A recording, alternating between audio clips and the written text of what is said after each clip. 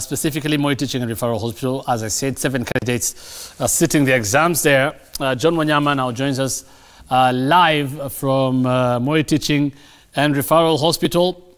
John Wanyama, good morning, and I'm sure I know you're speaking, or you'll be speaking, to your former boss, but more importantly, the Lands Cabinet Secretary. Wanyama.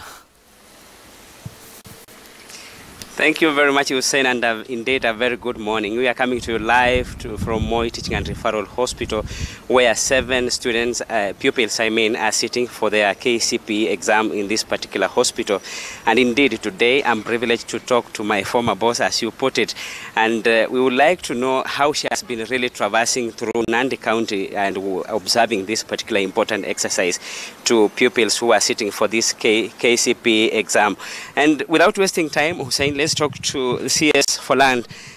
Thank you very much, Waziri, and welcome to Eldoret Town, and thank you for giving us this time to talk to Daybreak. Thank you. How has this exercise been? We have seen you traversing in Nandi County.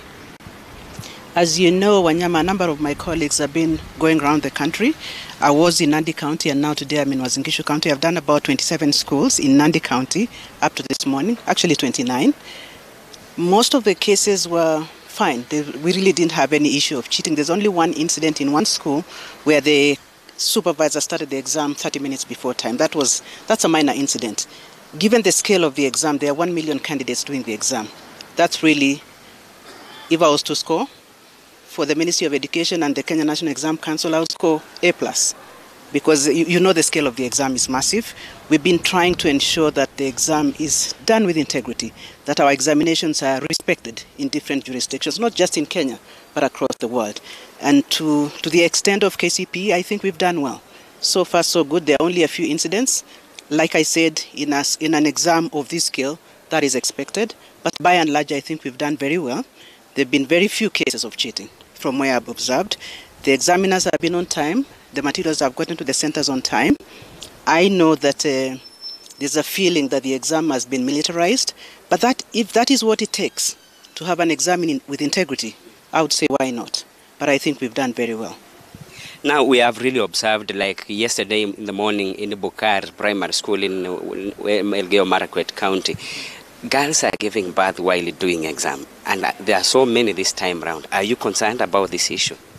Teenage pregnancy is clearly a concern for government, but as you know, you cannot deny a child the opportunity to transit to the next level of learning, because this is an exam that allows them to transit to secondary school.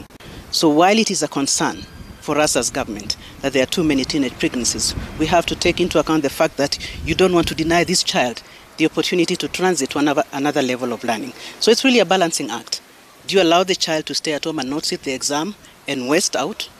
We want to reduce the level of wastage. So yes, it is a concern that there are too many teenage pregnancies. At the same time, we have to take care of the needs of this child going forward. So while we are concerned that there are too many of these teenage pregnancies, and as government we will look for mechanisms to intervene, at the same time we really have to allow them to transit. And as you know, when the examiners are marking these examinations, they take care of these special needs. Like here you see we are at a hospital. This is not a school, but there are candidates sitting an exam. They fell sick in the process of examination. So while we are marking this exam, we'll take care of these concerns. We'll be a bit more lenient while marking this paper. So really, it's caught between a rock and a hard place. This is a young child who has given birth. They have to transit because we would like them to transit to Form 1. But how will they transit if they don't sit the exam? So these are the needs that we take care of while these candidates are taking this examination. So today, where are you heading to now? You are in a hospital. I know you are going into a dialysis machine. We have been told as a pupil is on a dialysis machine. Where are you heading after this? I'm actually not supposed to be monitoring exams in a hospital, but it so happens that there are children sitting an exam in a hospital. I was in Nandi the last 2 days. Today I'm in Uasin Gishu. The idea is to visit as many schools as possible to ensure that the exam is being run with integrity. That is what we are doing as cabinet secretaries and senior government officials. So from here, I'll go to several schools. This paper is not very long. The exam ends at 11. So from here, I'll try to dash to a few more schools and see how they are doing. Yeah. Thank you very much, Hussein. And clearly, as you've had Hussein, I mean, that this is really a serious concern for those, especially teenage girls who are really getting pregnancies in our primary schools. And Hussein, from this level, we'll be also traversing or heading to Eldoret Main Prison, where also we have been told that 15 of them are also sitting for the exams. But in Uasin Gishu, more than 25,500 pupils, are sitting for this particular exam.